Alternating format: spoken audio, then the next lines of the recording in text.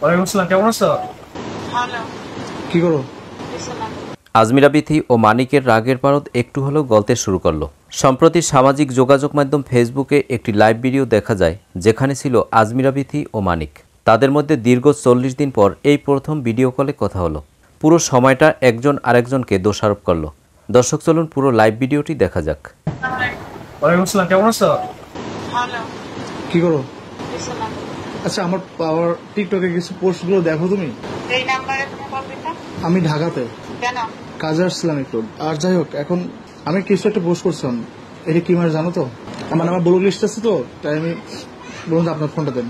তো খুশির দিনটা নষ্ট করো না, একটাই আবদার, খুশির দিনটা নষ্ট করো না তুমি। আমার কেউ হয় না, আবার খুশির দিন বলে কি আছে? আমি তো আপনার না, তাই না? আমি তো মানুষের কথা দিয়ে দিচ্ছেন আপনি আমার। ব্যাপারটা কি জানো, তোমরাই বলতেছো আমার গায়ে দোষ দিচ্ছ। মুন্না যদি পোস্ট করে তোমাকে দেখো, দুইজন বলতেছে, মাঝখানে আমার ফসাচ্ছে। মুন্না পোস্ট করতেছে, সেটা তুমি রিয়াক্ট করতেছো না। ও তোমাকে 1 ঘন্টা 2 মিনিট দিয়েছে, কল করছে, কোন জায়গায় কল করছে, কার সাথে কথা বলছে তোমার দিয়ে দিলে, আর তুমি বললে আমার সাথে কথা হয়েছে।